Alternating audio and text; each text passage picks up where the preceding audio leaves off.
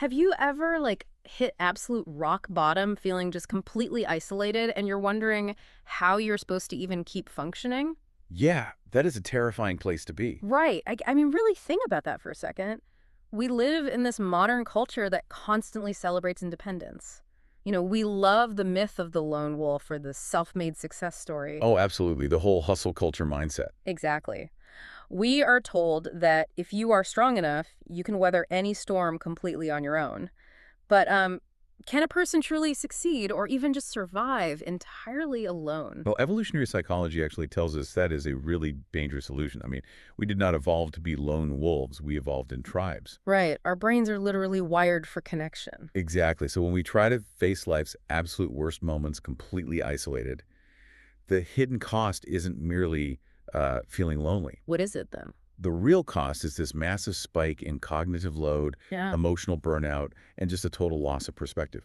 Your brain literally perceives social isolation as a physical threat. And that tension, right, between the modern urge to pull away when we're hurt and that biological need for community, well, that's the core of today's deep dive. It really is. Because we are looking at a masterclass in psychological survival, and it comes from a deeply unexpected source. Yeah, and if you aren't familiar with it, we are analyzing Chapter 7 of a sprawling fantasy epic called Mushoku Tensei. Specifically, the adolescent or mid-level adventurer arc. And look, if you are into fantasy or anime, do not tune out. Right. Please stick with us here. Because beneath the magic and the monsters, this specific story arc contains an incredibly grounded step-by-step manual on how to rebuild your life and reconnect with society when everything just, well, completely falls apart. So to set the stage for you listening, we are examining a protagonist named Rudius, Yeah. and he is entirely shattered after a sudden, deeply painful separation from a character named Iris. Yeah, he is suffering from profound despair. And we aren't talking about just feeling a bit gloomy. No, not at all. This trauma is manifesting as physical and emotional impotence. I mean, it's a total inability to function. He has completely withdrawn from the world, operating under this incredibly bleak alias, Quagmire, He's literally stuck in the mud. which forces us to look at the very bottom of the human experience. Because before you can rebuild a community or start networking or, find your people, you first have to survive your own mind. Right. When you are in that literal quagmire of despair, the stress just compounds every single day you stay isolated. So how do you keep from drowning? Well, you build a breakwater. In the source material, we see Rudius adopt this strategy of becoming a slave to routine. A slave to routine. Yeah, even with his heart entirely broken, he relies on strict, unyielding repetition. He wakes up, he works out, he prays, he eats, wash, rinse, repeat. Wow. Even when the harsh winter sets in and everything around him literally freezes, his daily system does not change. And the underlying psychology here is vital, because when you are traumatized, your cognitive load is totally maxed out. Your brain's processing power is entirely consumed by grief. It's like having a background app running on your phone that is completely draining the battery and you just can't force quit it. That is a perfect analogy. Every tiny daily decision, like what to eat, whether to shower, when to sleep, it all feels like trying to move a mountain. Which is exactly why taking the decision-making process out of the equation saves your life. By becoming a slave to routine, well, the routine decides for you. You don't have to debate whether to get out of bed. The alarm goes off and the physical habit takes over. Exactly. It creates a safe autopilot for the physical vessel, allowing the mind the time and space it needs to process the grief in the background without the entire system collapsing. I hear that, but I have to push back a little here. Okay, go for it. It sounds almost robotic. If you are just putting your body on autopilot and ignoring what you feel, aren't you just dissociating? Like, is it actually healthy to turn off your emotions like that? I get why it looks that way, Yeah. but it is a matter of sequencing. It is not about emotional suppression forever. It's about triage. Oh, triage. Okay. Yeah, you aren't ignoring the pain. You are acknowledging that if you let the emotion dictate your actions in the acute phase of trauma, you will simply waste away. Because if you wait until you feel like working out or eating, you just won't do either. Precisely. The routine acts as a protective armor. Which brings up one of the most raw and fascinating concepts he leans into during this phase, which is the idea that muscles never betray you. I love that part. Think about your own life when everything is chaotic. Human relationships, the economy, simple daily luck, They're all wildly unpredictable. Right, you can do everything right and still lose. Exactly. But physical training provides a guaranteed one-to-one return on effort. And when you are isolated and everything feels completely out of your control, you desperately need to see cause and effect working in your favor. If you lift a weight, the muscle grows. It's a tangible, irrefutable reality. Yeah, that guaranteed return on effort gives a broken mind a foothold. It proves that you still have agency in the physical world, even if your emotional world is in ruins. He also uses a mental trick that I found incredibly striking.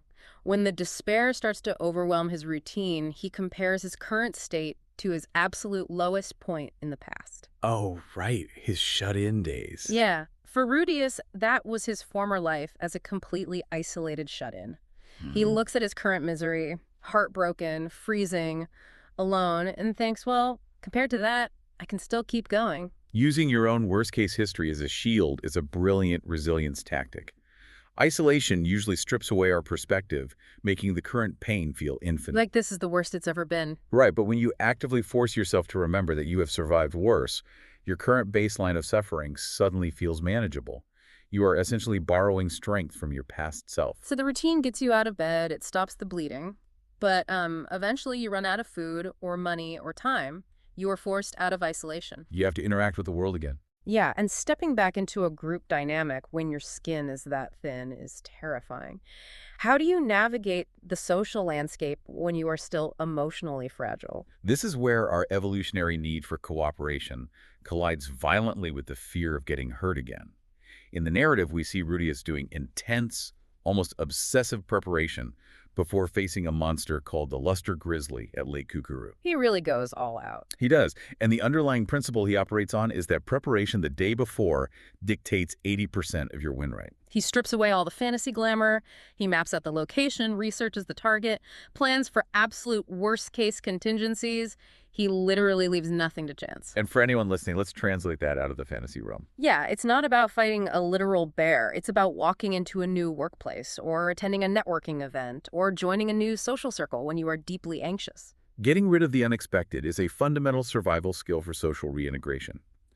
When you are fragile, surprises trigger the fight-or-flight response. So doing that unglamorous, muddy prep work, knowing exactly who is going to be in the room, understanding the social hierarchy, learning the environment, that acts as a buffer. It makes the unpredictable social world feel predictable, which keeps panic at bay.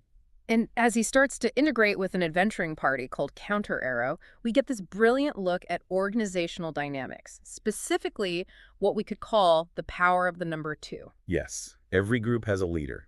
But in Counter Arrow, it's the person just below the leader who actually pulls the strings and handles the practical matters. Because the leader often acts as the symbolic billboard. They take the heat, they absorb the public criticism, and they represent the group to the outside world. But the number two manages the reality.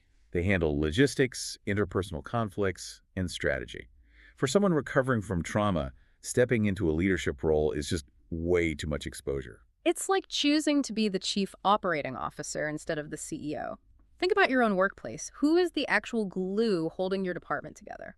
It's rarely the person with their name on the door. Exactly. By stepping into that number two role, you get all the influence to steer the ship and make crucial decisions, but you avoid walking around with a giant target on your back. And part of navigating that landscape safely is also knowing when not to engage. The sources highlight a critical dead zone rule for rejection. Oh, the dead zone rule. Yeah. If someone in the group puts up a wall or clearly signals that they don't want you around, you do not force your way in. You respect the dead zone. That is so hard to do, though. I mean, when we are lonely, our instinct is to try and win everyone over. We want to prove that we belong. The temptation to force connection is really strong, but being surrounded by people who merely tolerate you is not the same as belonging. Maintaining a respectful, business-like distance from people who reject you saves vital emotional energy. You only have so much bandwidth when you're recovering. Exactly. Wasting it on trying to convert a skeptic is dangerous to your own mental health. So, existing safely in a group, keeping your head down as the number two, and respecting boundaries, that is a great start. But proximity isn't community. No, it's not. How do you actually build trust? How do you turn a group of colleagues into a genuine support system? Because out of the mud, we have to forge true bonds. That transition requires a deep understanding of human nature. Which brings us to a fascinating piece of advice from a character named Timothy regarding wealth and success. Right, the profit sharing. When the party lands a big payday, Timothy explains the absolute necessity of sharing it, of redistributing that profit among the group, even if you earned the lion's share. Wait, I have to stop you here because I really struggled with this concept. Okay, what part? If I am constantly giving away my hard-earned rewards, aren't I just, teaching people to take advantage of me? It feels like you're paying an extortion fee just to be liked. Where is the line? When do you actually get to enjoy your own success? You enjoy your success when you don't have to constantly look over your shoulder. Oh, wow. Timothy's logic is rooted in the harsh reality that success naturally breeds envy. If you hoard your wins, especially as a newcomer, you become a target. Redistributing profit is categorized as a defense cost. A defense cost. Yeah, it reduces the aggression or hidden resentment from others. By sharing the wealth, you are rewriting their psychological script.